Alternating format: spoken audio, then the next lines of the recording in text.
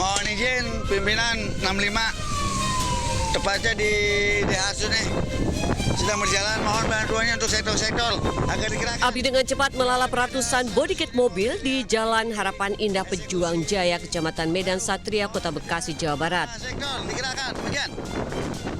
Total ada 166 bodyguard mobil listrik yang tengah terparkir hangus hingga asap hitam membumbung tinggi. Petugas sempat kesulitan memadamkan api akibat besarnya hembusan angin. Dugaan sementara penyebab kebakaran adalah dari kardus penutup atas bodyguard mobil yang panas hingga memunculkan percikan api. Setelah 1 jam, api bisa dipadamkan dengan mengerahkan 6 unit mobil damkar. Meski tidak ada korban, kerugian materi akibat kebakaran diperkirakan mencapai 40 miliar rupiah. Sementara penyebab pasti kebakaran masih dalam penyelidikan polisi. Dari Bekasi, Jawa Barat, Rahmat Hidayat, iNews melaporkan.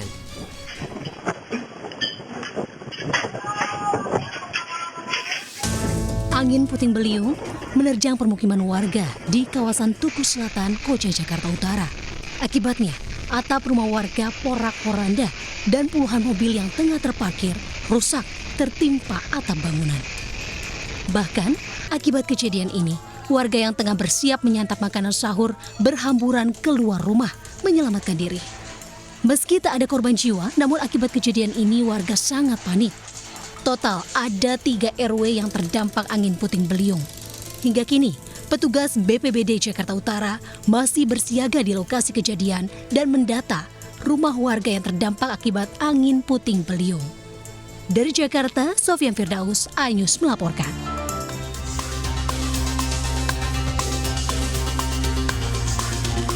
Inilah detik-detik rekaman CCTV saat pelaku keluar di salah satu apartemen di kawasan Pakubuwono, Jakarta Selatan sambil membawa jam tangan mewah milik majikannya. Pelaku IR nekat mencuri jam tangan mewah Eropa milik majikannya dengan taksiran harga mencapai 3 miliar rupiah. Dalam aksi pencurian tersebut, pelaku bermodus mengganti jam tangan asli dengan jam tangan palsu untuk mengelabui majikannya. Tak lama berselang, polisi berhasil menangkap pelaku IR di stasiun kereta Gubeng, Surabaya. Atas perbuatannya, pelaku dijerat pasal 363 KUHP dengan ancaman penjara maksimal 7 tahun. Dari Jakarta, dan Helmi Sajang Bakti, iNews melaporkan.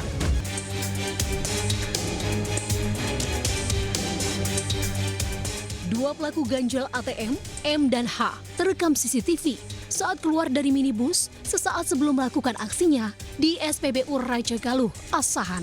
Sementara pelaku HR menunggu di kendaraan. Tak lama berselang, seorang wanita, Rini, yang menjadi korban datang untuk mengambil uang di ATM. Awalnya, korban diminta pindah ke mesin ATM yang telah disimpan kartu pelaku. Akibatnya, korban yang panik karena sudah 3 kali memasukkan nomor PIN, namun uang tak kunjung keluar. Pelaku yang sudah hafal nomor PIN korban pun datang dan berpura-pura menolong. Akibat kejadian ini, korban alami kerugian hingga 9 juta rupiah yang harusnya digunakan untuk keperluan lebaran. Usai kejadian ini, para pelaku diamankan dan sudah ditahan di Polres Majalengka. Dari Majalengka, Jawa Barat, Muhammad Zaini Juhadi, iNews melaporkan. Seorang mama menangis karena tak kebagian sembako murah meski sudah antre berjam-jam di Kabupaten Tangerang, Banten. Sementara di Sukabumi, Jawa Barat, belasan wanita menjadi korban penipuan arisan lebaran.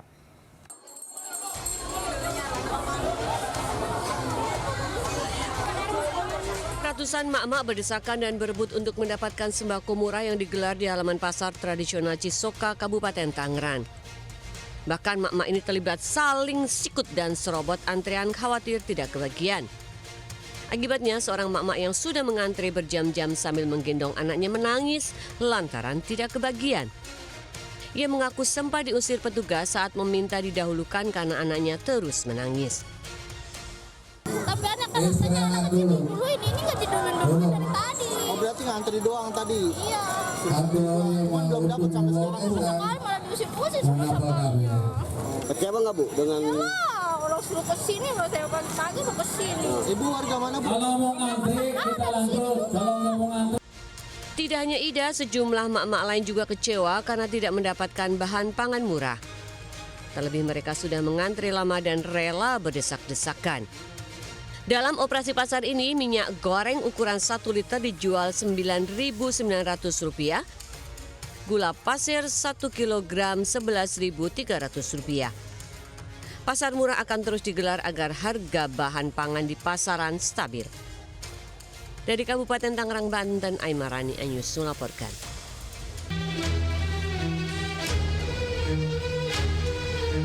Belasan wanita muda yang mewakili ratusan korban lainnya mendatangi Satreskrim Polres Sukabumi Kota, Jawa Barat untuk melaporkan seorang perempuan berinisial DSR ke polisi. Terduga pelaku yang merupakan pemilik penyelenggara tabungan hari raya atau Tahara diduga telah membawa kabur uang 700 juta rupiah tabungan lebaran mereka. Para korban mengikuti tabungan hari raya ini sejak 5 tahun lalu dengan jumlah bervariasi dari 500.000 hingga 3 juta rupiah per orang setiap bulan. Tahun pertama hingga keempat, pelaku memberikan uang tabungan kepada para korban dengan lancar pada 10 hari sebelum lebaran. Di agen aku pribadi member ada 21 orang, belum di agen yang lainnya. Ada berapa agen? 16 agen. Satu agen tuh berapa ini kerugiannya teh kira-kira? Ada yang 60, ada yang 50, ada yang 30, 40, ada yang mau sampai 100 juga. Para korban berharap polisi bisa segera menangkap pelaku. Saat ini kasus tersebut masih dalam penyelidikan Satreskrim Polres Sukabumi Kota. Dari Sukabumi, Jawa Barat, Budi Setiawan, Anyus melaporkan. Ya pemirsa, 7 hari menjelang Idul Fitri, Terminal Pulau Gebang, Jakarta Timur terus dipadati pemudik. Sementara di Jalan Kalimalang, pemudik sepeda motor mulai bergerak menuju jalur Pantura.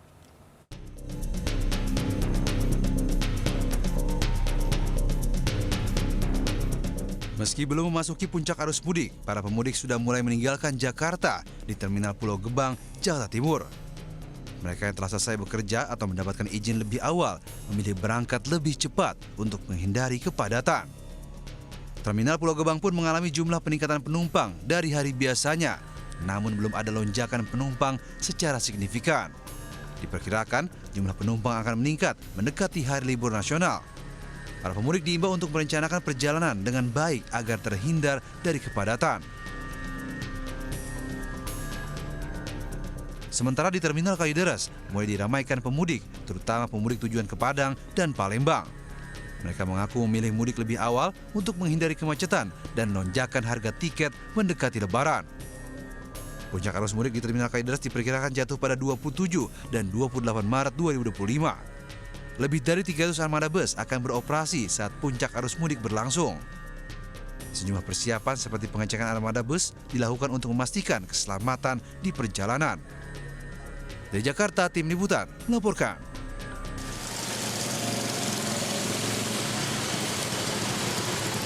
Sejumlah pemudik sepeda motor mulai melintasi Jalan Raya Kalimalang, Pondok Kelapa, Durensawit, Jakarta Timur menuju wilayah Jawa Barat, Jawa Tengah hingga Jawa Timur. Banyak di antara pengendara motor berboncengan menuju kampung halaman. Tak jarang para pemudik juga membawa barang bawaan berlebih untuk bekal di kampung halamannya masing-masing. Para pemudik motor ini sengaja berangkat ke kampung halaman di awal waktu untuk menghindari kepadatan arus lalu lintas. Menurut petugas pengaman Pospam Haji Naman, meski sudah ada pemudik motor yang mulai melintasi Kalimalang, namun arus lalu lintas tergolong normal. Biasanya kan pemudik motor itu bisa kelihatan dengan bawa barang-barang yang di belakang maupun yang di depan. Untuk pengalaman tahun-tahun yang lalu, untuk puncak arus mudik biasanya H-3. H-3 udah mulai kelihatan baik kendaraan roda 4 maupun roda 2 dengan kelihatan bawa barang-barangnya. Petugas memprediksi puncak arus mudik di Jalan Raya Kalimalang akan terjadi pada H-3 Lebaran. Petugas mengimbau para pemudik motor untuk tidak membawa muatan berlebih dan tidak berboncengan lebih dari 2 orang karena rentan kecelakaan. Dari Jakarta, Rizky Falupi, iNews melaporkan. Ya, sementara kepadatan pemudik juga terlihat di Stasiun Pasar Senen, Jakarta Pusat. Berikut laporan reporter Jessica Winoto dan juru kamera Rizky Solehudin. Ya Ya pemirsa, kondisi terkini sepekan sebelum Hari Raya Idul Fitri di Stasiun Pasar Senen, Jakarta Pusat nampaknya semakin dipadati oleh calon penumpang yang akan melakukan perjalanan keluar Jakarta menuju kampung halaman masing-masing.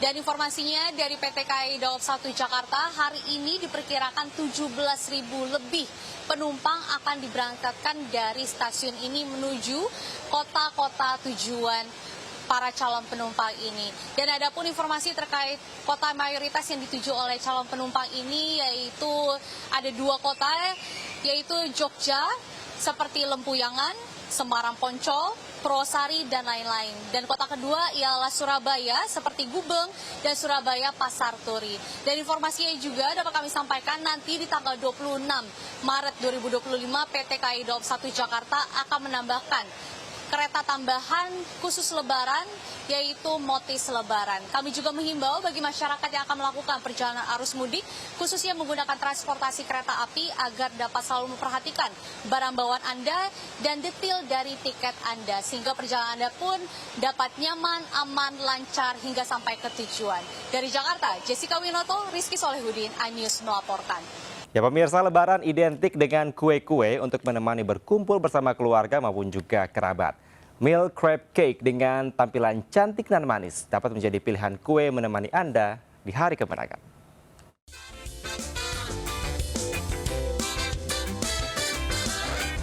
Manis dan cantik, itulah yang pertama kali akan terlintas di benak kita saat melihat aneka macam hampers unik yang disajikan ini. Milk Crepe Cake menjadi primadona di bulan Ramadan. Bagaimana tidak, rasa manis dan renyah membuatnya sangat cocok dinikmati saat hari raya. Yang spesial di Ramadan ini nih, es teler Milk Crepe Cake. Memiliki sensasi tekstur rasa yang unik dengan sajian potongan buah nangka serta kelapa asli. Selain milk crepe, berbagai dessert jar juga bisa Anda pilih, seperti New York pudding dan cheese pot. Di momen lebaran ini, hampers berisikan kue sangat cocok jadi hantaran. Menariknya, isian hampers bisa Anda sesuaikan loh, sesuai selera. Jadi kan beberapa sekarang tuh ada beberapa whipped cream yang non-dairy, jadi tidak menyehatkan. Dan kita juga tidak menggunakan artificial coloring. Dan juga untuk pembuatan milk crepe-nya itu kita menggunakan tangan, bukan menggunakan mesin. Jadi benar-benar pekerjaan manusia gitu loh, nggak cuma di mesin aja. Tak cuma di outlet, berbagai kue ini bisa kalian pesan secara online dengan harga mulai dari Rp35.000 saja. Dari Jakarta, Jessica Winoto, Ari Setiawan, iNews melaporkan. Puluhan menu masakan dari seluruh Nusantara hadir dalam Festival Takjil Indomilk Kental Manis di Surabaya, Jawa Timur. Kegiatan yang berlangsung sejak pukul 3 sore ini menawarkan sajian aneka makanan untuk berbuka puasa. Festival yang digelar di Parkir Timur Plaza Surabaya ini berlangsung selama 3 hari. Berbeda dari kegiatan sebelumnya, tahun ini Festival Takjil menghadirkan mendadak Durian Land. Kegiatan semakin meriah dengan hadirnya pemain timnas Indonesia dari Persebaya, Mikale Tata, Malik Rasidi, Tony Firmansyah, serta live performance Adrian Khalif dan Fake Dop. Festival Takjil Indomilk Kental Manis ini merupakan yang kedua kali diadakan. Sebelumnya, festival yang sama berlangsung di Kota Bandung. Dalam festival ini, pengunjung bisa menikmati promo menarik berbuka puasa dengan makan serba Rp10.000 dan minuman Rp5.000, serta bisa makan sepuasnya hanya dengan mengeluarkan uang Rp50.000. Pemirsa, Pegadaian menggelar Festival Ramadan dengan konsep bazar dan literasi keuangan. Festival Ramadan ini diadakan di 61 kota di Indonesia. Untuk memberdayakan UMKM, meningkatkan sektor wisata, pemerataan ekonomi, Pegadaian mengadakan Festival Ramadan dengan konsep bazar, hiburan, serta literasi keuangan diselenggarakan di 61 kota di seluruh Indonesia, salah satunya Kota Malang. Acara yang digelar secara 10 hari ini dilaksanakan di Malang Creative Center, MCC, mengusung konsep bazar dan literasi keuangan. Selain hiburan musik, ada bazar berbagai UMKM andalan di Kota Malang, mulai kuliner hingga pakaian dan berbagai aksesoris. Merasa bangga ya, karena kita terpilih, karena kan ini UMKM-nya tuh semuanya tuh dikurasi, jadi benar-benar dipilih sesuai dengan standarnya gitu ya. Jadi benar-benar memang UMKM yang aktif dan punya legalitas yang resmi gitu. Pastinya kita pengennya nih acara ini terus berlanjut setiap tahunnya dan semoga kedepannya itu lebih banyak event-event lagi supaya lebih menarik lagi acaranya. Aneka lomba bertemakan Ramadan seperti fashion busana muslim. Selain itu juga Pegadaian yang memberikan literasi tentang investasi emas termasuk bank emas yang baru saja dirilis pemerintah. Acara hari ini yang berlangsung adalah Festival Ramadan Pegadaian tahun 2025. Jadi di sini kita memberdayakan UMKM, tentunya mendukung program dari pemerintah, kemudian dari sektor pariwisata, serta kita di sini juga mengedukasi masyarakat tentang produk-produk Pegadaian. Kita memperkenalkan tabungan emas, kemudian cicil emas, dan kita ada layanan sekarang bank emas yang baru saja diluncurkan dari Pegadaian. Kita berharap bisa memberikan manfaat kepada seluruh masyarakat, meningkatkan pendapatan dari UMKM, dan kita bisa mengedukasi seluruh masyarakat tentang pentingnya investasi untuk mempersiapkan masa depan yang cerdas bersama Pegadaian. Melalui berbagai kegiatan edukatif yang diselenggarakan dalam Festival Ramadan ini, Pegadaian berkomitmen untuk memberikan pemahaman yang lebih baik kepada masyarakat mengenai manfaat dan keuntungan dalam berinvestasi emas. Dari Malang, Jawa Timur, Denny Irwansyah, iNews melaporkan.